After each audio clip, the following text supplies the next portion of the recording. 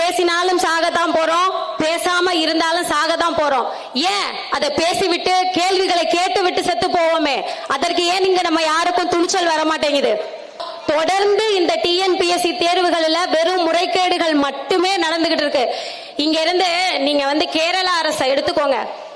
அதுல தமிழ் சமூகம் அப்படின்னு நம்ம எடுத்துக்கிட்டோம், இல்ல மற்ற சமூகம் அப்படின்னு நம்ம எடுத்துக்கிட்டோம் அப்படின்னா அவங்க சாதி பதிவேட்டுல 6ல இருந்து 10 வரைக்கும் தான் மற்ற சமுதாயம் அப்படின்னு கொடுத்திருக்காங்க. ஆனா இங்க நம்மளுடைய வேலை வாய்ப்புல ஓபிசியா அதுல பாதிக்கு பாதி மற்ற மொழி பேசக்கூடியவர்கள் வேலையில இருக்காங்க. பிசியா அதுல பாதிக்கு பாதி மற்ற மொழியில் பேசக்கூடியவர்கள் வேலையில இருக்காங்க.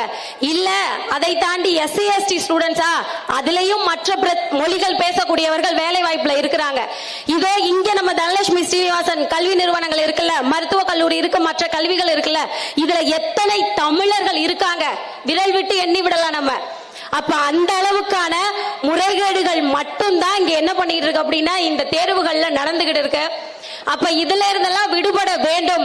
இந்த தமிழ் சமூகம் விடுபட்டு திராவிட மாயையிலிருந்து விடுபட வேண்டும் அப்படின்னா அதற்கு தமிழ் தேசியம் பேசக்கூடிய தந்தை செந்தமிழன் சீமானால மட்டும்தான் முடியும். அதை நாம மனதில் வச்சுக்கணும்.